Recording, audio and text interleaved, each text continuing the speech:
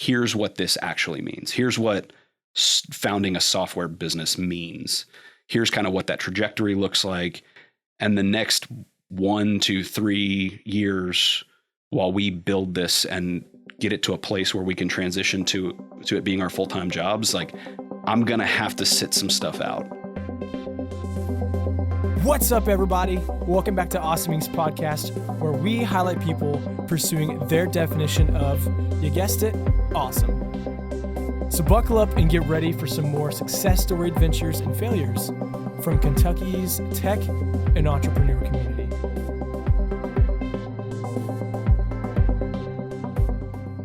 Thanks for tuning into this. I said tuning, that's like I'm Australian. Tuning into this episode of the Awesoming podcast. I'm here with a crowd today. We got 4 people in our studio, so really excited to sit down with a team of Synaptek. They're going to literally protect your brains with some awesome knowledge and share with you what awesome work that they're doing. So let's go around the table and give some quick introductions of who you are, where you're from, and your favorite color of Starburst. Start with you, James. Yeah, I'm James McCollum. I'm from Lexington. I was actually born in Cleveland, and then we moved back down here like 6 weeks after I was born. So been here most of my life. Favorite color of Starburst? It's probably out of the original pack. Why not? That's pink. Perfect. For sure.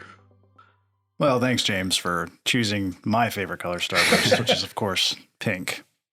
I mean, I don't know what you're thinking if you pick a different flavor Starburst, but I'm Doug, also the other co-founder, also husband to the CEO, the brains and beauty behind the Synaptek operation. Originally from New Jersey, transplant to Lexington. I've lived a few different places, but I'm sure we'll get into our journey and how I ended up here. Thanks for the intro, Doug.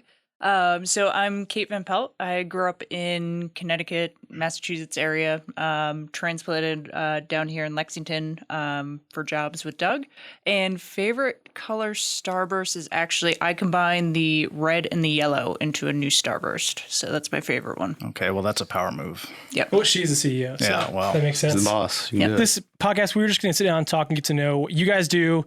Again, thanks for giving us a quick background that gives us a little insight into where you're from. So again, we'll start at the end, talk about what Synaptek is. And then honestly, I would love if we reverse engineered and just go from the very beginning, from some of your roots, some of the decisions that you guys made, some of the difficulties, and we'll just go on the journey. So with that being said, I only feel like it's the right thing to do to give you the mic here.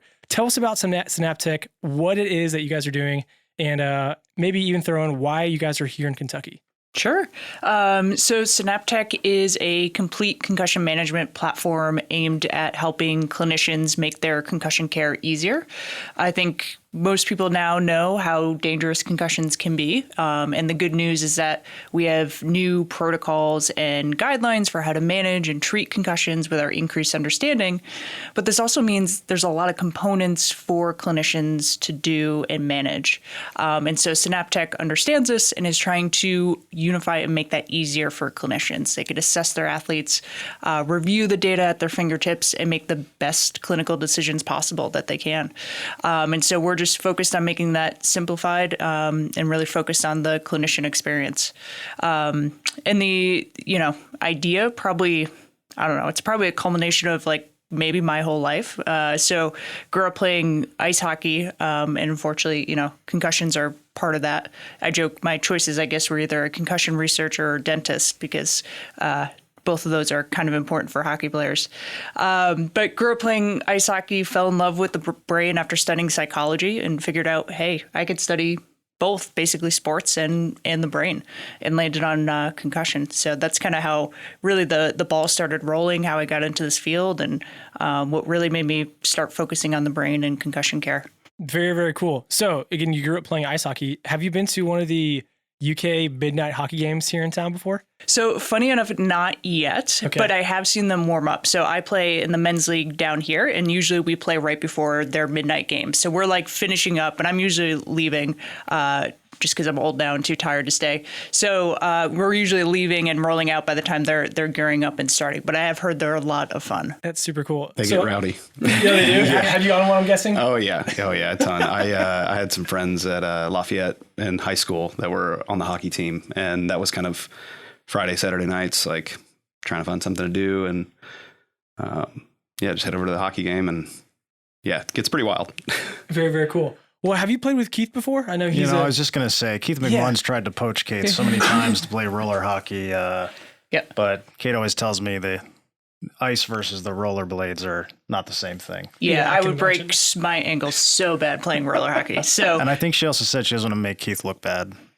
Well, I don't edit that out. No, I'm not. Make sure, Keith, if you're listening, she definitely says that all the time. Oh, that's such good stuff. Well, hey, let's go ahead and dive in and just get like an excessive amount of time she said it. Oh, Keith, like, I really don't want to make Keith feel bad, and Here's the thing. I'm gonna get texted about this in like 3 days after this is posted. It'll be a fun conversation. Well, with that, Keith, you're getting roasted. We'll see you on the ice here soon. And again, I want to hear about your journey. So what are some of the roots, again, Kate, you shared about studying the brain. You grew up playing hockey. This is nothing new for you. Doug, what about you? How the heck did you end up with getting on track to work with a startup, to be married to a CEO? Yeah, let's dive in some of your history. Started with that, I think. Yeah. The marriage happened before the company, so there was that. But so I don't know how much choice you really had. Yeah, I don't know how much choice I had in joining. Kate and I moved down here to Kentucky mostly because of the postdoctoral research I was doing. My background's in exercise physiology.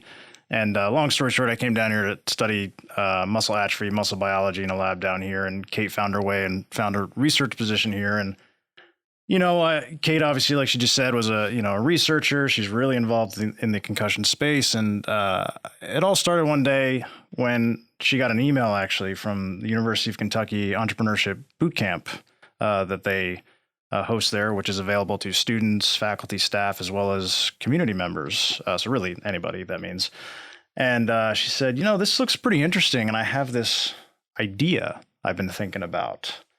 And she's like, I don't know, I'm not going to take it that seriously. And I kind of poked and prodded, and she told me about it. How, there's this huge issue where clinicians don't have tools to be managing all of this data and using it in a successful way. It's done on pen and paper. It's antiquated. They don't have modern digital solutions for it. And I said, well, what's the worst that happens? You do this boot camp and it's not a good idea. I mean, at least you try it. And, here we are today, but that was definitely our first big step, and a big shout out to that boot camp program. Warren Nash and Miriam, have done, and Christine Wilds have done quite a bit for us with that program, and that really got us kickstarted. It really was the first step that Kate took, and eventually myself and then James joined in the second boot camp 2.0, I guess the second semester you can call it, of the boot camp, where Kate kind of validated the idea and found out, this is more than just an idea. This is a business.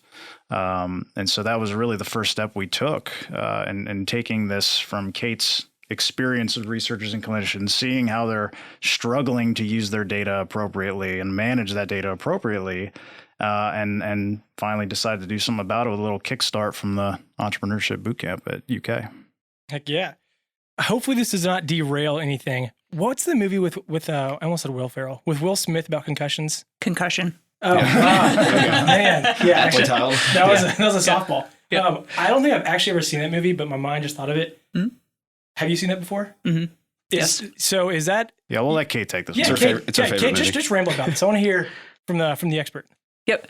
So the movie is based on the true story of Dr. Amalo, who found the initial cases. Well, you could debate that, but found the very early cases of what we call CTE now, so chronic traumatic encephalopathy. So what that is basically, you can think of it as this buildup of tau, which is like a protein in the brain that should not be there. And it's thought to start and begin to build up when you have these repetitive head impacts. And doesn't have to be a concussion, just repeated head impacts is thought to kind of start the initiation of this buildup of tau. And it's distinct from Alzheimer's, other different neuropathologies. And he was kind of the first one to describe it in, I'm blanking on the NFL player's name, but one of the Green Bay Packers. And it's his story of trying to kind of bring light to this. And so it kind of follows his story and his trajectory. Very, very cool. I did have one run-in with giving a friend a concussion at one point in time. We were wrestling. His head might have hit our front door, and I felt terrible about it. So yeah. I say stuff. if you had siblings, right, or basically if you're a guy, you've probably had a concussion. There's like these it's all, you have a few probably growing up. It's just a matter of what's the additional risk you take by playing these additional sports and high contact sports. So, well, Kate, I think you've brought up before, there's a surprising ratio of concussions in male athletes, especially that occur, we'll just say outside of sport, coming in after a Monday morning, after a Saturday night of goofing off, and all of a sudden you got a concussion. So and people not forget from about that. football practice, but I mean, it could be home football practice. Exactly. Yeah. So, what did you guys do before? Again, you mentioned how the UK boot camp. Shout out to everyone from the VASE team, how helpful they were with you guys getting your first foot down and taking that next step. And here we are a couple years later. So, what did you guys do before you founded Synaptek? So I think a lot of it was one, rounding out the team. So like getting James on, right? So like I have domain knowledge in concussion, but like I can't design anything. Like, like the startup space was all very new. Business space was all very new, just product development, all that stuff, right? Outside of my wheelhouse, and probably a little bit for Doug too. And so we really needed to, one, round out the team. And luckily Doug and James trained jujitsu together. And so that's kind of how they made that connection, and we kind of roped James in there. So I think the first part was like rounding out the team, but a lot of it was your initial business model canvas, your customer discovery. Actually, the first idea I brought to boot camp is like gone, like that, like is totally scrapped and gone. My idea was like to make a scanner like the TurboTax W-2 scanner, right? Takes your taxes, The idea was to take those old paper forms, make a scanner to pull that data into a system. No one wanted that. So thank God we didn't build that. And thank God James didn't let us build that. And so we totally scrapped that initial idea, and it morphed now into what Synaptek is today. But yeah, there's definitely a lot of ideas like on the floor now that didn't pan out. So James, I hear that you're a hot commodity here in town. I don't know about that. Okay, well, how humble, you can tell. Yeah, so what did you do before joining this team? Yeah, a lot of what I do at Synaptek. So my background's in web development and design, a little bit of product management, project management, kind of interspersed. I worked in the agency world for a little bit here at a local agency. And actually that's kind of right when I got into the industry in like 2011, 2012.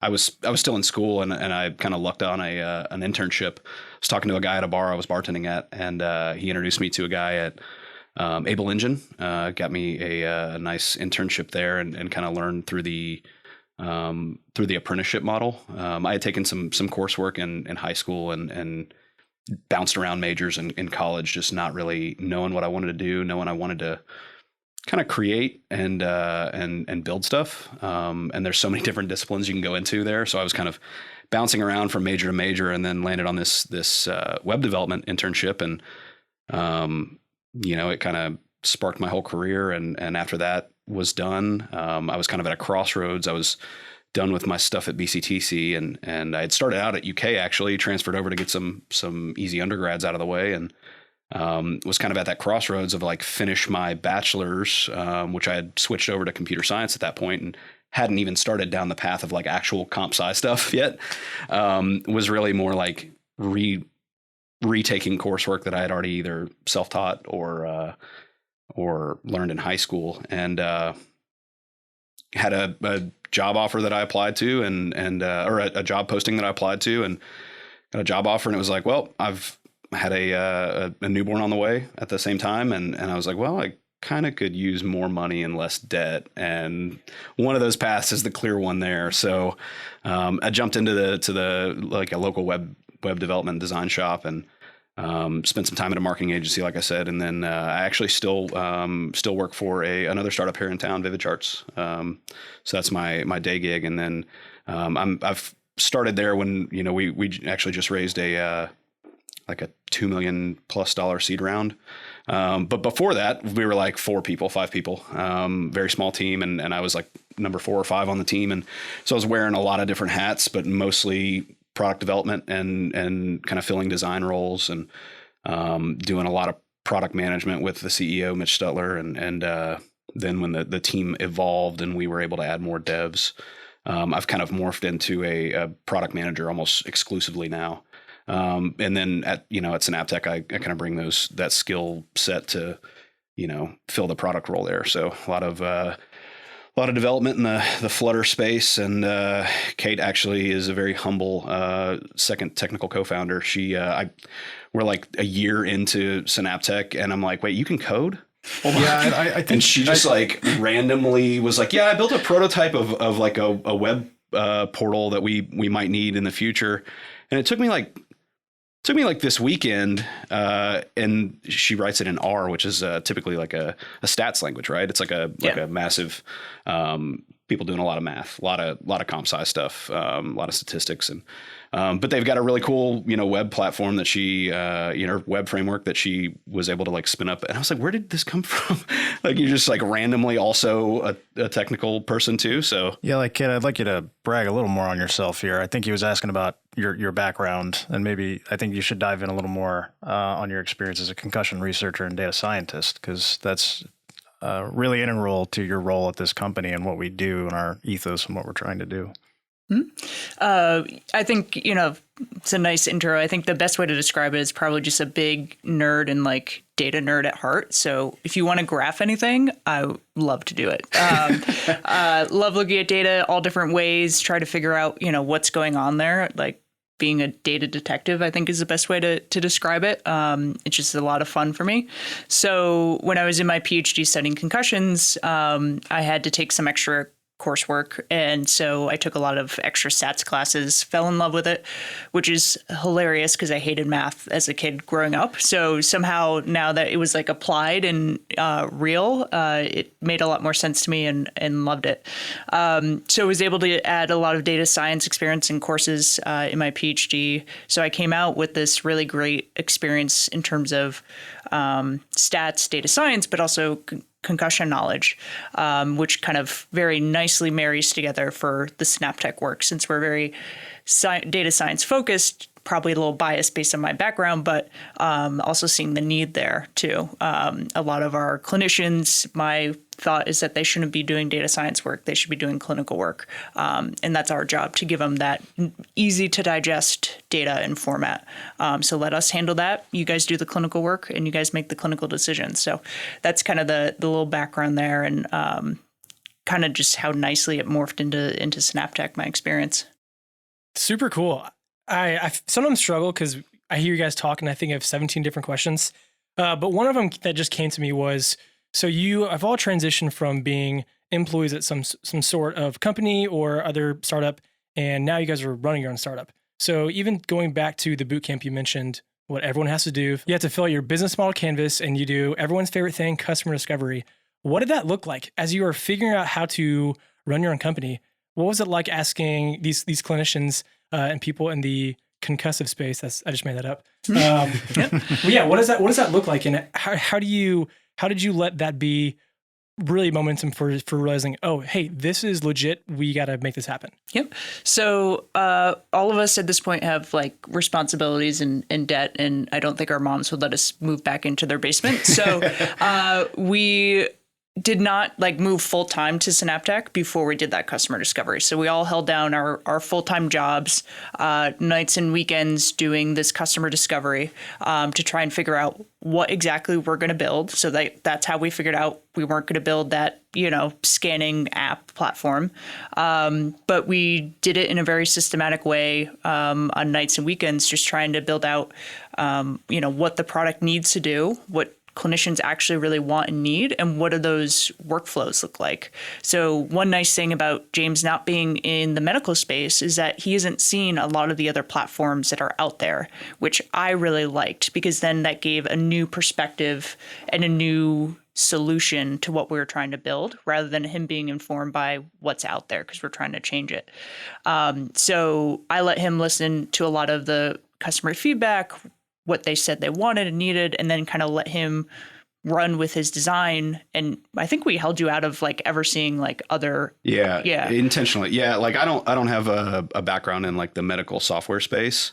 So there's like a little bit of learning from like the compliance side of things there, but specifically like for customer discovery, Kate, when she started the first round, so the boot camp was broken up into 2 different phases.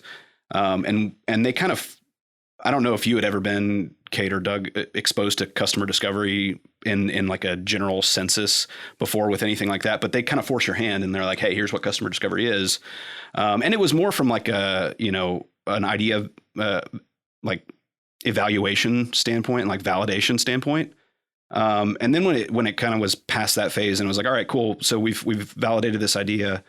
Now let's see what it would look like. It's not just words on a paper anymore. What's this app that you're talking about? That's kind of right around the same time when I joined the team. And I've run a ton of customer discovery. I actually worked with a lot of really good people that have run it. And I've kind of been a fly on the wall in most scenarios, but, a lot of different, more so discovery from like the experience perspective, like when we're actually putting fingers to keyboard and writing code or designing out an interface or something like that. So it was more so kind of exposing them to what that side of customer discovery looked like. And then we worked with some really great folks over at Transy to do a lot of our initial customer discovery and some other either friends that Kate has made and colleagues that Kate's made in her time in the field, and anybody really that would talk to us from a clinician or athletic trainer perspective.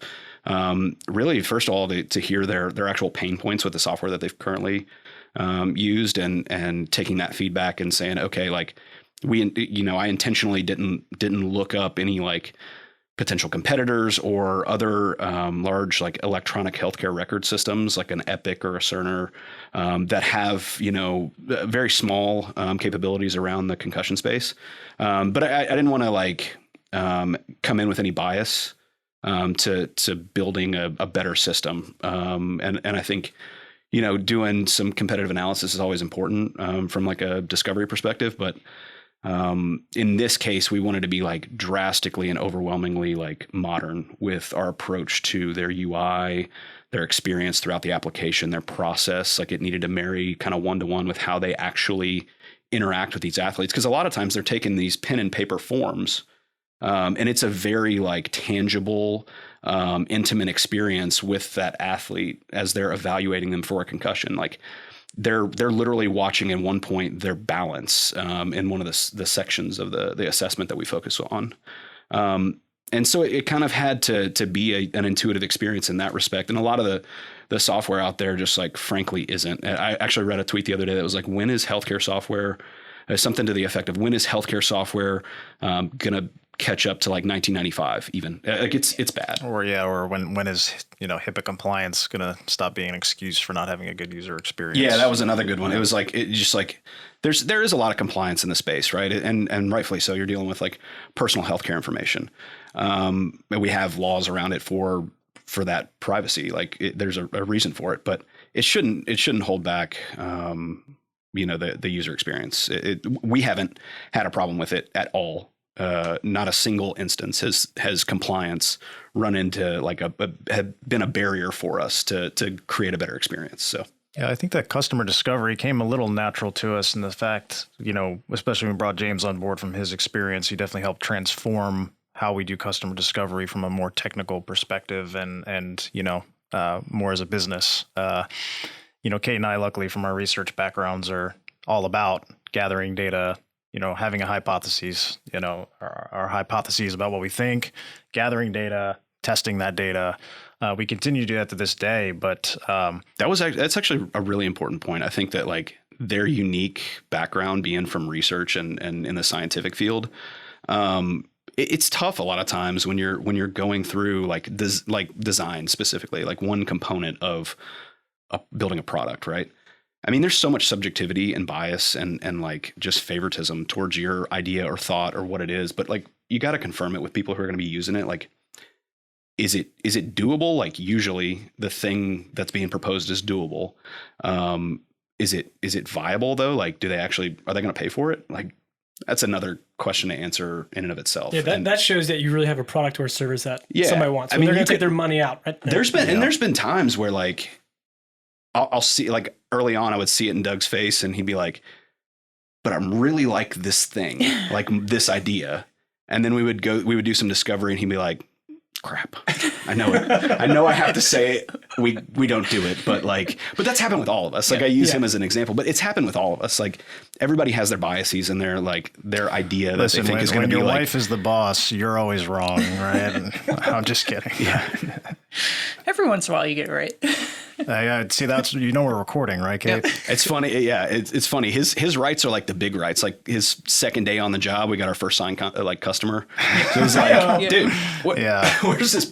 Yeah, so it was a good first week. He picks and chooses his battles. Yeah, we actually launched the app on the App Store that week too. So it was I mean, he really set the bar. I mean, I don't want to brag, but I think actually this is the time to brag. So actually, Doug, speaking of, I want to hear you talk a little bit. You guys have talked quite a bit. You sure about that? I do. Okay. Yeah, he's over here well groomed. I feel like he could be like the cast of a Marvel movie or something. Yeah. So, well, I mean, he knows what he's doing. So you guys obviously have a great connection. So you all talked about how you've moved from different places. You went from working different day jobs to starting a company.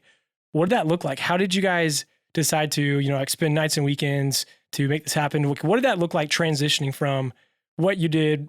That wasn't really that cool in the past, let's be honest, to now being at Synaptek. So yeah, talk me through that, Doug. You seem like you like to sit and observe a lot. I want to hear from your perspective. What's gone on in the last couple of years? I think it's important for other startups to hear always, because I know other people go through this struggle. It's not just the battle of your business and figuring out is it right, but the personal battle of taking that leap. Kate again is very humble. She was very successful in her graduate school and in her postdoc. She could continue to be doing concussion research in the academic space if she wanted very easily. And it's always a scary thing too. Going back to what we were talking about before, taking that leap, even to start exposing yourself, right? You feel a bit naked talking to someone when you go, I got this idea and I'd like to run it by you, and you're terrified they're going to be like, what are you, an idiot? No, that's stupid. Why would anyone pay for that, right? It sounds silly, but I don't care who you are. At some point when you got to get in front of someone who might be a potential customer one day and tell them your idea and do that customer discovery and take that first step, that is a big step. And I think for Kate and I to actually start talking to athletic trainers about our idea was one big step. And then once you start validating that, we have had moments where you do have to make that decision. Once you realize it's a real idea, you have to make that decision. Okay, am I going to continue down this path in my life where I'm currently going, or am I invested in this idea enough where I'm going to take this leap? And, three of us have had a lot of long nights talking that through. James has had a lot of changes in his life the past couple of years. I have, Kate has, and we've all reached that point where we had to have that talk and look at each other and say, all right, are we doing this? Are we going all in no matter what and trying to make this work? And, as a team, you have to be all in on it to do the best job you can, right? You can't do it halfway. Well, and being willing and comfortable enough to have that conversation and just being like, hey, like I'm in, but I'm also nervous, right? And because of like XYZ. But I think that's the big thing is like having that trust and having that open, piece and just being like, hey, this is what I got going on. I could do this or I can't do this. And it makes it a lot easier to have those tough conversations at some point. Yeah, and I think it kicks you in the butt a bit when you make that decision, right? Because now it's all right. Well, if we're going to do this, now we got to figure out how we make that happen, right? And of course, everybody's suffered last year with 2020 and the difficulties and shutdowns, and that of course hampered us a bit, but we made the best of it, and we used some of that time to refine a lot of things and build a lot of things and do a lot, and hit the ground running at the end of 2020 and 2021 with our pilot program. And I'd say to give some reference, 2021, we started our pilot program with University of Kentucky Sports Medicine, who's a customer of ours now, and they use our product. And once we got it in their hands and really had it in the field and validated that they were using it, they were liking it, it was helpful. Not only did it save time, it was helping them with clinical decisions, it was helping with communication. They were all on board with the user experience. That's, I think, when we really said, okay, well then, it's time to buckle up. We're going. Yeah. Let's put on the seatbelts and go. Yeah. But that's another terrifying moment is when you actually put like it out there and you're like, here, put your real data in this. Like that was also terrifying. But I'd say once we got that pilot program, that's when we said, all right. And we started to make plans for transitioning out of our day jobs and making it happen. Yeah, it was a lot of tough, honest conversations. I think like Kate mentioned, just having the ability to have those conversations with your co-founders. We're not a solo founder. There's not like, it's pretty easy to make, voting decisions. Like it's extremely democratic with us. It's like, hey, let's put this up to a vote, but just having we're all friends, but we're also business partners. And, we had a lot of really, like, it was kind of like, okay, we're going to have this conversation, but like, this is a super serious conversation. We need full honesty, transparency. I've got, obviously Doug and Kate are married, but they have their own obligations, financials that have to be worried about. I've got a fiance and a daughter and the, same, from my side of things, and just being able to have that open conversation, about tough decisions. Like, okay, our goal is to have Kate full-time at X date.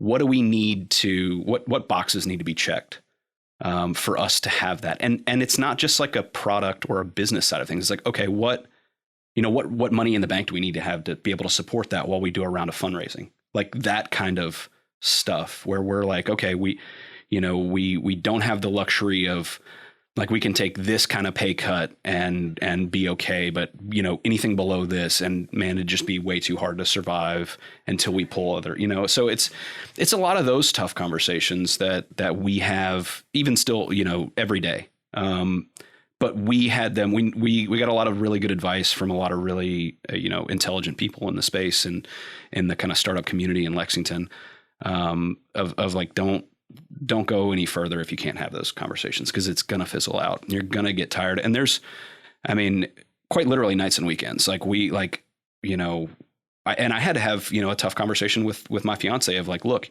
here's what this actually means. Here's what founding a software business means. Here's kind of what that trajectory looks like. And the next 1 to 3 years while we build this and get it to a place where we can transition to it being our full-time jobs, like I'm going to have to sit some stuff out because I've got to build or I've got to do this meeting. We literally do, we do nightly stand-ups because they're now both full-time at Synaptek, but I'm still working my day job. And so we do 9:30, 10 o'clock at night. We hop on the computer for 15 to 30 minutes and kind of get a download of like what we got done, any blockers, like normal kind of agile stuff. But we've been pretty consistent about that, all but for, a couple weeks when we just take some time off and to reset. And, but I think it's really kind of asking yourself tough questions too. Like, okay, do you know what this means? You're starting a business, and unless you have a trust fund or like a bunch of savings and you can just not work a job, like I keep playing Powerball, but it's not working. Yeah, it'd be super. It would have been. Honestly, probably, but we may have iterated and got to market quicker than we did. Had we had a I call it the traditional, I guess, because we kind of fall in that non-traditional startup founder kind of bucket. But we just didn't have that luxury. And so we had to have those tough conversations of like, all right, do we really know what this means? And are we ready to sign up for it? And luckily it was kind of unanimous yes all around. And it's been a fun ride. And I was kind of joking with them. I was like, whenever each one of us kind of goes full time at different intervals, it's kind of like, all right, that's kind of day one. Like we've been kind of like pre day one, like V 0.5 or something for the business. So They're at V1 for I themselves. still want to right now. reiterate that, my first day, a lot of big things happened. My And first I heard day. that loud and clear, so did our Yeah. listeners, across the world. Okay, Home I runs. just want to make Home sure that runs, was Doug. recorded. Yeah. Only. Okay, great. Well, the one thing I think I really appreciate with having your entire team here is there's not always this perspective that's shared of, hey, we had this tough conversation. We were having tough conversations, nights and weekends. It's, oftentimes it's talking about like Michael Proctor, this is what we're doing. Here's our goal, which is great. People need to hear that. But what you guys are talking about right now is that's the real day in and day out aspects of being an entrepreneur, trying to start a business. Get that inner turmoil of, I want to do this, but I'm uncertain. I think a lot of people like the idea of being a founder or a co-founder, but they don't necessarily have like a full understanding of what it's going to take to, like, if we were in, a consumer app, it'd be probably 10 times easier. Not to say that that's easy by any stretch of the imagination, but we're in a pretty regulated space, and so there's kind of a lot more that goes into it than just a typical consumer app. But yeah, I mean, it's all sunshine and rainbows in a lot of the books out there. But it is quite literally like this past Sunday, for instance, I went from like going to the grocery, came home and mowed the yard, and at like 2 p.m. I was on my computer for a few more hours, and then shut it down, went, grabbed some dinner with my fiance, and when she went to bed, I was back on the computer. So it was like, it's just like, if you're not ready for that, it's probably not going to happen. And I don't say that, like, it's not like that for everybody. I'm well aware of that, but for a lot of people, and I think it goes unsaid a lot of times, and it's kind of just this pretty picture that's painted. It's a lot of work.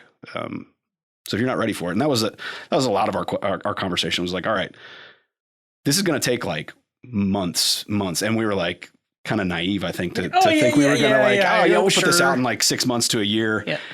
And we've had to reset goals, that's for sure. But yeah, I mean, you set the goal and kind of backtrace it, and like, there's probably a chance that you're not going to hit 100% of it, but there's like 100% chance that you're going to get close. I'm just kind of paraphrasing a tweet that I read the other day, but it was something similar to that. So that's true, and that's what we like hearing. Few questions as we wrap up. So you guys have talked a lot about this transition. What was it that made you realize, hey, I want to work for myself? For me, I don't know if it was necessarily like I want to work for myself as much as like I wanted to solve this problem, and not attempting it was a bigger regret than, me just trying to take on, my regular job as, a professor or something. So I don't think it was so much as like I wanted to work for myself as much as I wanted to solve and tackle this problem. Perfect, because that was a trick question, and they answered it correctly. Yeah, solving a real problem. So that's good. Such good stuff. And then I know we all have our quirks, or maybe our daily habits, or like that one thing we do, kind of a routine. What are a couple of really healthy habits you guys have, and you've seen it help your company progress? Maybe what are a couple of things that were they're more resistance for progressing forward? Maybe even a couple of weeks ago when you gave them up. Any behaviors, like morning tea or morning stretch to? Well, I'll suggest to everyone, someone who studied exercise physiology, to be exercising regularly and get enough sleep when you can. Actually, so in all seriousness, those are things actually we've talked about as a founding group. So it's very easy when you're very busy to not take care of yourself and not get enough sleep, not be eating well. And we've actually, as a group, have tried to help one another out at times when we've felt like we needed to speak up to one another and say, "Hey, why don't you go to sleep tonight and let's take." I've literally had Doug tell me like, "Dude, I wasn't calling you out, James, but go to sleep. All of us go to sleep tonight. Go to jiu-jitsu tomorrow. Get your mind off of it. Get recharged." But it is important. You have to balance. There's times you're gonna have to skip, and lose some sleep or skip an exercise session. But you don't want to make that the habit. You want to make sure that you find even a little bit of time to be taking care of yourself. It's extremely important. You hear actually a lot about that mental health in the startup space. Look, there's something to be said about this hustle and grind culture, go, and work hard. And you should. I mean, I think you can tell by talking to the three of us, we embrace it. We like to work, and we work a lot. And I think the three of us were like that before we started this. It's not something you can just, I think, turn on very easily. But you have to also balance that with making sure you're taking care of yourself. So while cliche, I think you're starting to see a lot more talk about that on the social media space and for startups and entrepreneurs to ensure that you're taking care of yourself. Well, hey, last thing, I know you guys are a part of the fellowship program. So glad for you guys to be a part of it, and we're going to kick it in Red River Gorge. Looking forward to that. What are a couple goals that you guys are hoping to accomplish within the next calendar year? So I think the nice thing about the fellowship is it helps you with those kind of bigger goals, because I think daily you're putting out fires and it's so easy to get stuck in that, firefighter mode. So the nice thing with the fellowship is, sitting down with Keith every, month, and it's like, what are your monthly goals? And, how does that line up with your kind of big time goals? And sitting down with the other fellowship companies and learning from them, and all at different stages and just different aspects. So I think, on the immediate future, the nice thing with Doug and I being full-time is ramping up our sales, really doing marketing, which we haven't had time to do. And very luckily, Doug's kind of been taking that up as he started after his, very successful first week on the job. And, a lot of it is just now like tooling up and getting that infrastructure, like setting for HubSpot, like, okay, how are we actually going to track all that? Where before is me just like slapping it together. But now we need like actual processes for that. A lot of things are now we have the app launched out in the App Store, right? How do we put a release cycle now out for that? How do we handle when there's a bug or a major release we have to do? So now it's like we've gotten a little bit of stability. So how do we kind of build some now foundational stuff to move forward? We've spent, a couple years building the Synaptek rocket ship and preparing for launch and doing all the, preparation, and the Synaptek rocket ship is launched and we're strapped in and we're entering space now. So you kind of can't go back. There's no landing this thing. You're on the way to hopefully I don't know, Mars or wherever people want to go nowadays. But that rocket ship's taken off and now it's go time. There's no going back. Yeah. You're heading to space. So strap in and add customers. Yeah. Grow those customer bases, get people to know who we are, what we're trying to do, show them how much we can help them, show them how much value we can bring for athletic trainers and physicians and ultimately for the care of athletes and concussion programs. And of course, keep our customers and users happy. There we go. Mm-hmm. Last thing, where can people find you to support your business? Yep. So the website is synaptek.io. Twitter, you could follow us at synaptek.io. And you just set up some of our we have a Synaptek Facebook page as well, and you can find us on LinkedIn, Synaptek LLC on LinkedIn. Yep. And then you could probably find all of our personal Twitters and all that stuff there too. We're out there. They'll be linked. Yep. Awesome. Hey, everyone, thanks for coming down. It's been great getting to know you. Doug, again, congratulations on being Employee of the Year. Oh, thank you. I thought it was Employee of the Month. Yeah. We'll start with the month. You heard it. He said year. So your parking spot's not going to change, though. Well, that's it, guys. Thank you so much for checking out this episode of Awesome Inc.'s podcast. And another quick thank you to Lee Rosevere and a few members from our community who provide the music that you hear in this show. Lastly, give us a follow on Instagram, Facebook, all that jazz. Or, even better, come on down to our space. Come be a part of our community and get plugged in, and let's start something awesome together. You guys rock. We'll see you next time.